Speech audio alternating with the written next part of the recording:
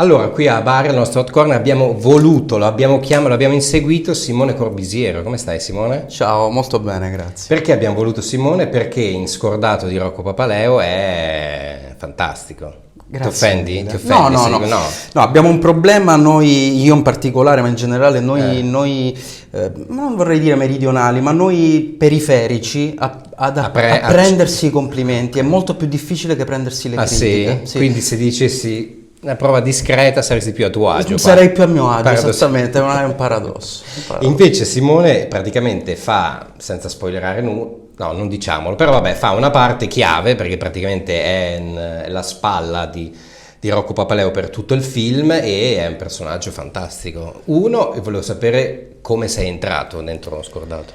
Beh, io non conoscevi Rocco? No. Non conoscevo Rocco, ovviamente lo conoscevo artisticamente e avevo un'ammirazione sconsiderata, però no, ci sono arrivato tramite, e la ringrazio infatti pubblicamente, Francesca Coticoni, che ha curato il casting del film, che quindi ha fatto un'indagine perlustrativa su tutti gli attori lucani di quel range di età. Quella è fondamentale, no? Sì, la parlata, l'accento. Comunque lucani o baresi, sì. Si stava cercando, insomma, pugliesi o lucani e Rocco me l'ha fatta sudare perché è stato un incontro che era già comunque una performance, perché lui voleva vedermi parlare anche se ancora non c'era uno script, e poi mi ha fatto fare 5 provini, quindi è stata...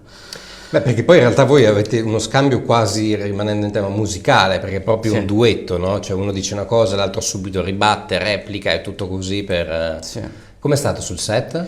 Sul set l'esperienza è stata bellissima, un'esperienza di perenne ricerca. Ma eri emozionato all'inizio? Molto emozionato. Beh, che perché scusa, non per metterti, però se sbagliavi il ruolo, questo qua, diciamo che il film praticamente... Sì, poi rischiavo dopo 10 minuti... sì, era finito il film. Era finito il film, probabilmente era finita anche la mia carriera. Probabilmente, però insomma diciamo che è un ruolo talmente chiave che se sbagliava il casting di quel personaggio lì non sarà più in piedi. Sì, però insomma l'emozione è stata tanta, sia perché per la prima volta ho recitato nella mia lingua, perché comunque il dialetto è una lingua, perché a noi lucani ci fanno fare un sacco di volte il calabrese, abbiamo diciamo, nella sfortuna c'è la fortuna, poter fare il calabrese, il napoletano, il siciliano con una... Esatto, dal punto di vista dialettale. Quindi recitare nella mia lingua, nella mia terra, in alcuni luoghi, abbiamo girato anche a Tortora Marina, dove io passavo tutte le estati perché avevamo casa, quindi per me è stata un'emozione proprio...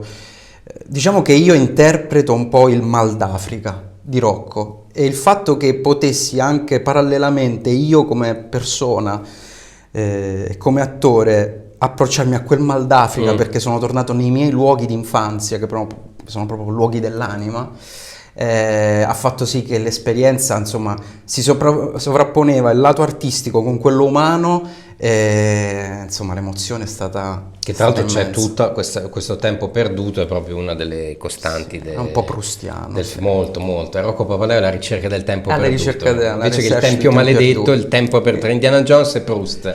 Possiamo metterlo come quote proprio. Sì, tra Indiana Jones e Proust, penso anche lui sarebbe esatto, è proprio tipo stile Rocco Papaleo. Senti, da dove arrivi tu però? Quando è che hai sentito la vocazione per questo mestiere qua? Io arrivo da Potenza, proprio dal capoluogo. In treno sono arrivato a Roma per studiare giurisprudenza. Mi sono laureato in legge, ma ero profondamente infelice.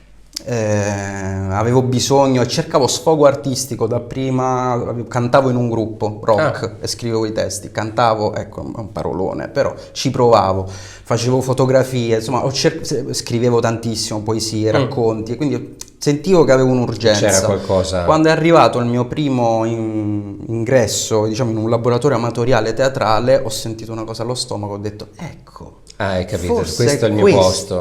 Questo è il mio posto. C'è il pesce nell'acqua. Sì, non mi sono più sentito né scordato né fish out of the water, ma ho detto, qui mi sento un disagiato a proprio agio. Tra disagiati. Fantastico.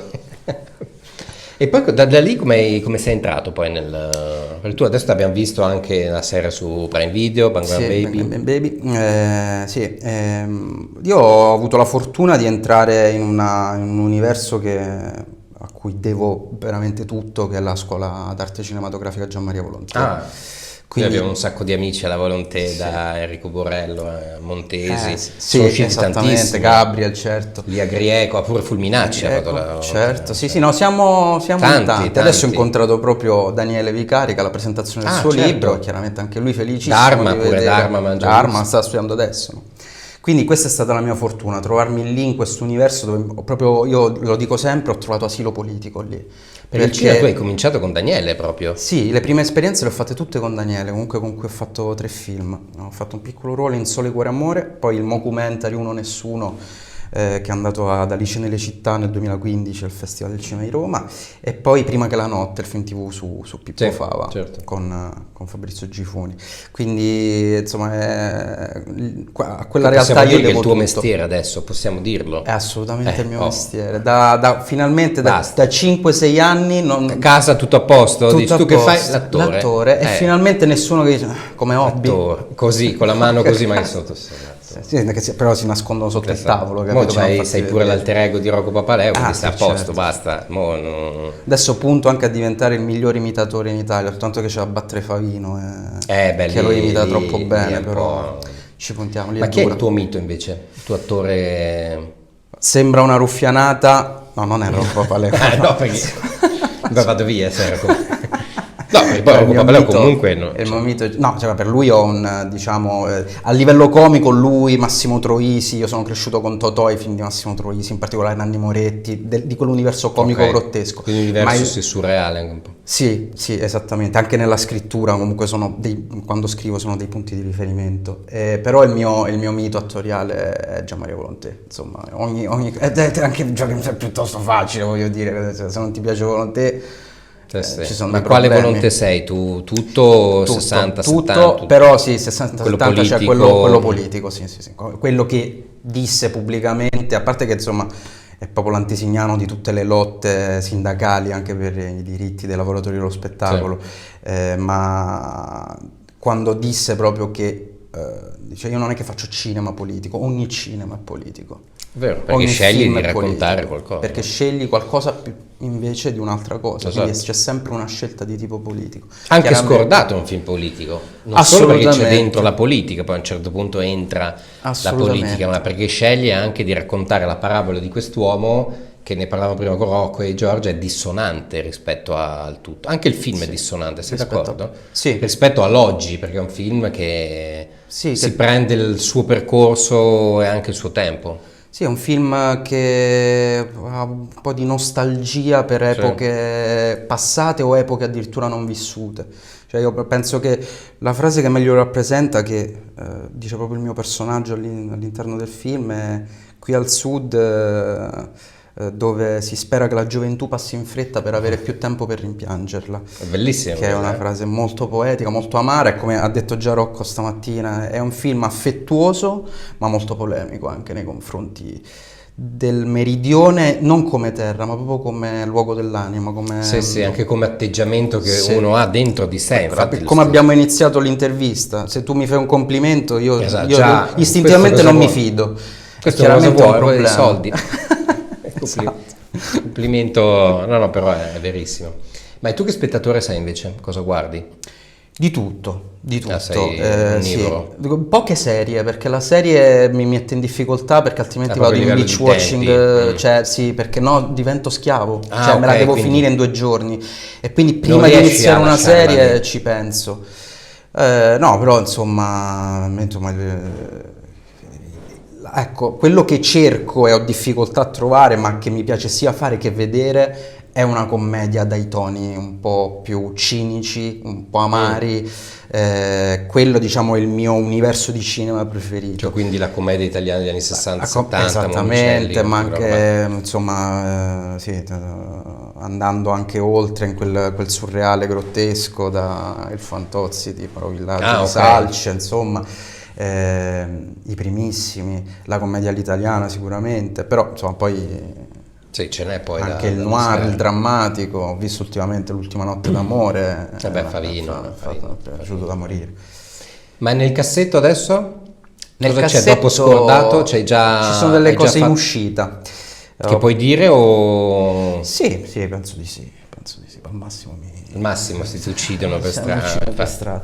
No, adesso uscirà una serie Netflix Briganti, quello che ho preso parte.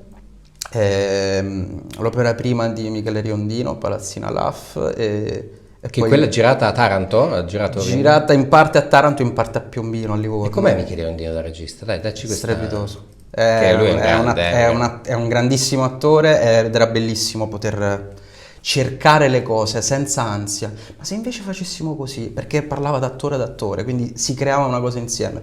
Non posso che parlarne in maniera entusiastica. Sì, lui è altro grande amante di Volontarium. Sì. Tale. Però anche lui sempre in prima fila, si è sempre impegnato, non si è mai tirato indietro. Dai tempi che faceva i concerti a Taranto il 1° Primo maggio che continua ad organizzare. Sì. Esatto. È finito quello di Riondino? Sì, l'anno scorso, sì, okay. Penso uscirà, non so ancora quando. Ma e Briganti? Si sa Briganti credo un paio di mesi. Vabbè, quindi dai, ci rivediamo per Briganti. Vabbè, intanto goditi però adesso l'uscita di... Vogliamo scordato. Perché almeno questa cosa qui devi vivere, cioè è bello fare tutto prima, però anche dopo. Certamente, bisogna godersele, Esatto. Un'altra cosa che è difficile fare, oltre a prendersi i complimenti. Grazie mille per il tuo tempo. Grazie Alla a te, prossima Andrea. Hot Corner. Grazie. Ciao Simone.